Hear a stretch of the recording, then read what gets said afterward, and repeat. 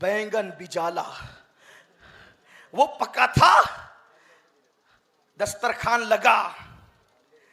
लोग दस्तरखान पे शायरी करते हैं, लोग दस्तरखान पे गाने सुनते हैं, लोग दस्तरखान पे व्हाट्सएप चेक करते हैं, लोग दस्तरखान पे लतीफे कहते हैं। इश्क मोहब्बत का इमाम मुहद्दिस सुरती के साथ बैठा है। बात चली, बैंगन बड़े पसंद और मजे से खा रहे हैं। क्या हदीस में इसका कोई जिक्र है? मुहद्दिस सुरती ने 7 हदीसें पढ़ी, 7 बैंगन की फजीलत पर। मुहद्दिस सुरती ने 7 हदीसें पढ़ी, चुप हो गए। आला हज़रत ने 7 और पढ़ी, 7 और पढ़ी, उसको 21 तक पहुंचाया।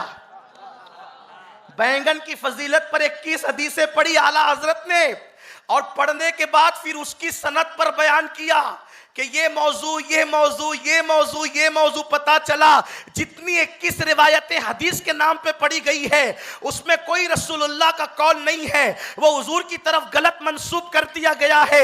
इसलिए कि बैंगन जैसी बेफायदा सब्जी की फजीलत बयान करके नबी की तरफ मंसूब कर दिया गया, ताकि अहले इल्म और नबी पर माज़अल्लाह नुक्ताचीनी करे कि नबियों मुसलमान के पैगंबर ऐसे थे जो बगैर फायदे की फजीलत, जो बगैर फायदे की सब्जी पर, जो बगैर फायदे की सब्जी पर हदीसें बयान करते थे। तो नबी को माज़अल्लाह मशकूक या बदनाम करने के लिए बैंगन पर हदीसें गढ़कर नबी की तरफ मंसूब कर दी गई है। इसलिए ये कोई रसूलुल्लाह का कौल नहीं है। इसके जितने रावी हैं इसमें फला झूठा है, फला झूठा है, फला झूठा है, और बता दिया कि बैंगन की फजीलत पर कोई हदीस हुजूर ने बयान ही नहीं की है। दस्तरखान पर जिसका इल्म ऐसा हो, दारुल इफ्ता में उसके इल्म की रानाइयां क्या होगी। इमाम अहमद रजा ये है। आइए, मुझे याद आ रहा है इमाम अहमद रजा का इल्म फिक़्ह, वो कैसे फकीह थे। फिक़्ह कहते हैं शरीयत के कानून को। वो कैसे फकीह थे, तवज्जो करें। अच्छा, एक बात यह है, फकीह होना और बात है, और फकीह बना देना, फकीह गर होना। एक होता है पीर, एक होता है पीर गर, एक होता है आलिम, एक होता है आलिम गर, एक होता है इंसान, एक होता है इंसान गर। तो ये जो गर होता है ना, इसमें बड़े गुर होते हैं। आला हज़रत फकीह गर थे, और आला हज़रत का इल्म फिक़्ह शरीयत पर, यानी क्या जायज़ है क्या नाजायज़ है, इसकी मिसाल ही नहीं मिलती। आइए चलते हैं, बैठे बैठे मोहल्ला सौदा गिरान में आला हज़रत के यहाँ देखते हैं कि वहाँ इल्म फिक़्ह के क्या जलवे हैं। अच्छा, एक चीज़ आपको बताऊं कि इंसान कैसा है, उसको जांचने के लिए उसके सोहबत में जो रहने वाले उनको देखना होता है, उससे पता चलता है कि क्या है। सही है, यही बात है। एक बहुत बड़े बुजुर्ग थे उस जमाने में, सैयद दीदार अली अलवरी रहमतुल्लाह अलैह। ये बहुत बड़े मुहद्दिस थे, सैयद भी थे, बहुत बड़े बुजुर्ग हैं ये।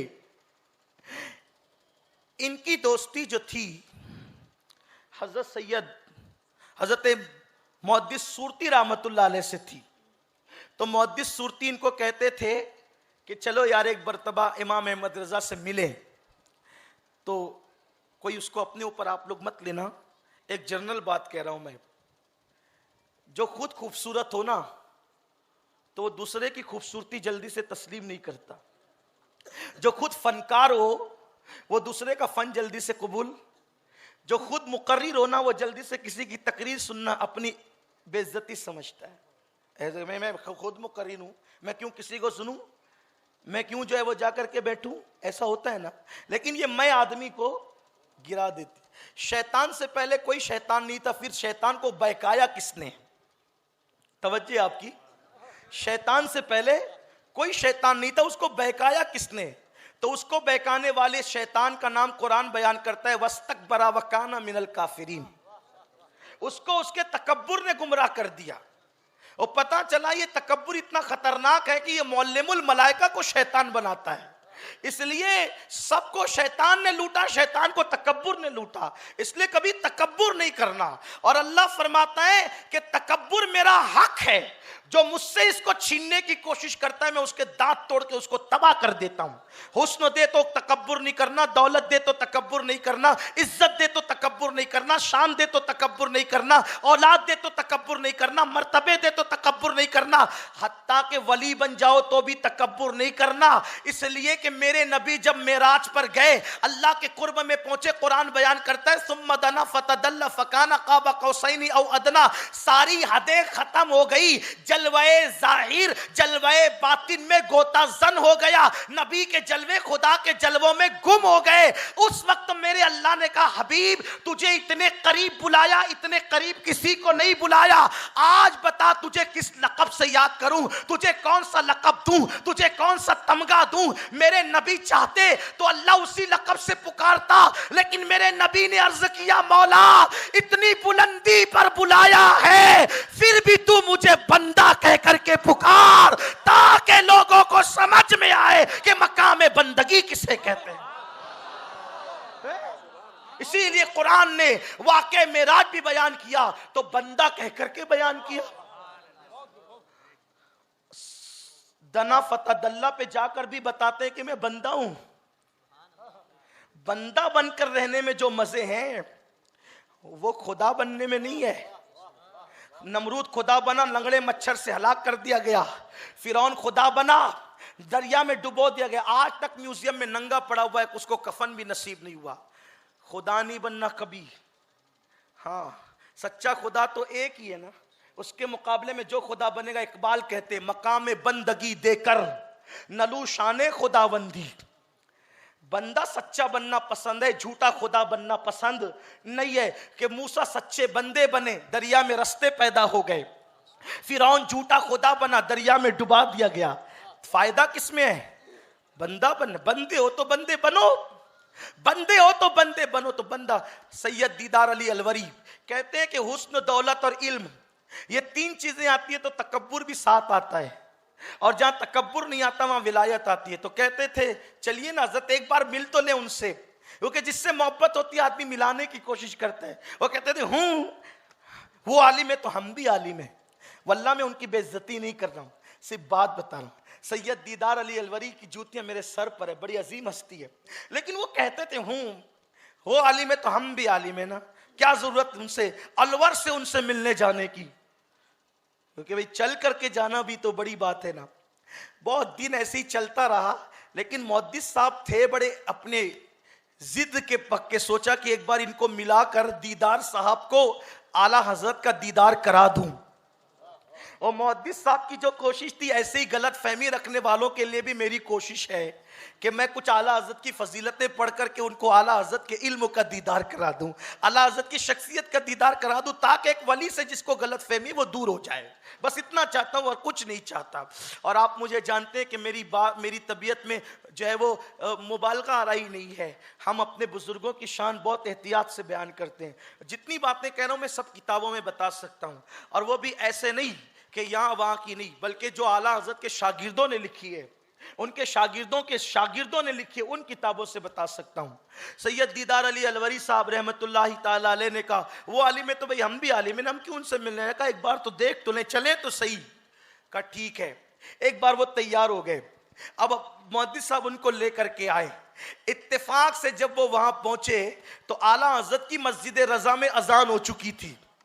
आला हज़रत की मस्जिद रजा में अजान हो चुकी थी, और तवज्जो करें अजान हो गई थी। आला हज़रत नमाज के लिए मस्जिद में पहुंच चुके थे। इमाम अहमद रजा की ये शान है, मैं सुन्नियों से मुखातिब होकर ये बात कहता हूं। आज हम कहते हैं आला हज़रत के मानने वाले, फिक्र रजा के मानने वाले, मसलक आला हज़रत जिंदाबाद, इश्क मोहब्बत आला हज़रत। यकीनन मुझे कोई एतराज़ नहीं है बेफज़्ल ताला मसलक आला हज़रत और फिक्र रजा को बेफज़्ल ताला हर सुन्नी मानता है। लेकिन आपसे कहता हूं मसलक आला हज़रत ये भी है कि अजान हो तो मस्जिद की तरफ जाया जाए, जाए। मसलके आला हज़रत ये भी है कि फ़राइज़ और सुन्नतों की पाबंदी की जाए। आला हज़रत कहते हैं मैं इतना मसरूफ़ रहता हूँ किताबें लिखने के अंदर कि इतनी मसरूफियतों में नवाफिल जो है और सुन्नतें माफ़ हो जाती है, लेकिन फ़कीर इतनी मसरूफियतों के बावजूद भी नफिल भी पढ़ता है, सुन्नतें भी पढ़ता है। कभी मैं सुन्नतें भी तर्क नहीं करता, नवाफिल भी तर्क नहीं करता। सैयद दीदार अली अलवरी साहब मस्जिद में आए। आला हज़रत मस्जिद पहुंच चुके थे।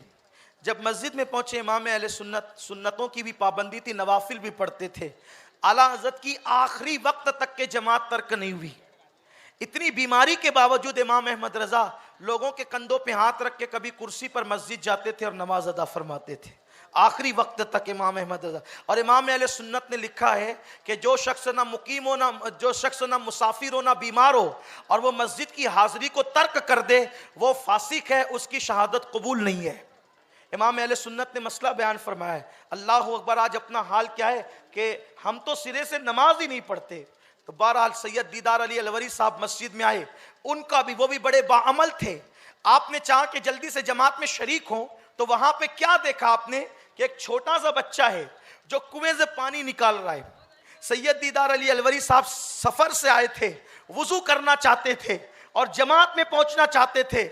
एक छोटा सा बच्चा, क्योंकि उस दौर में हौज जो है वो नल नहीं होते थे मस्जिदों के अंदर, और जो है वो वुजू खाने टोटी वाले नहीं होते थे, कुएं से पानी निकालकर लोटे में डालकर वुजू करना होता था। सैयद दीदार अली अलवरी साहब रहमतुल्लाह अलैह इतने बड़े मुहद्दिस, इतने बड़े फकीह होकर जमात की जल्दी में उस बच्चे से कहते हैं, ओ बच्चे मुझे जल्दी से पानी दे ताकि मैं वुजू करूं।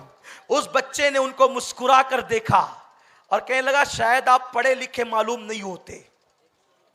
ये आला हजरत के मोहल्ले, घर का नहीं, मोहल्ले का बच्चा है। ये इमाम अहमद रजा के मोहल्ले का बच्चा है। कहते हैं शायद आप पढ़े लिखे मालूम नहीं होते। क्यों, आपको मसला नहीं मालूम है?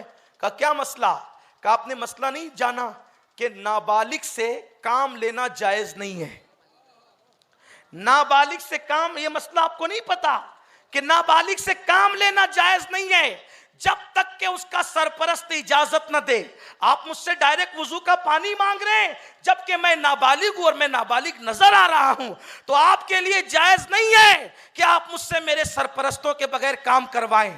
और रही बात, अगर आप कहते हैं कि मैं आपको तोहफतन या हदियतन पानी देकर पानी हिबा कर दूं, यानी आपको हदिये के तौर पे, तोहफे के तौर पे पानी दूं, तो आपको दूसरा मसला नहीं पता कि नाबालिग अगर तोहफा दे तो उसका तोहफा कबूल करना भी जायज नहीं है जब तक कि उसका सरपरस्त राजी ना हो।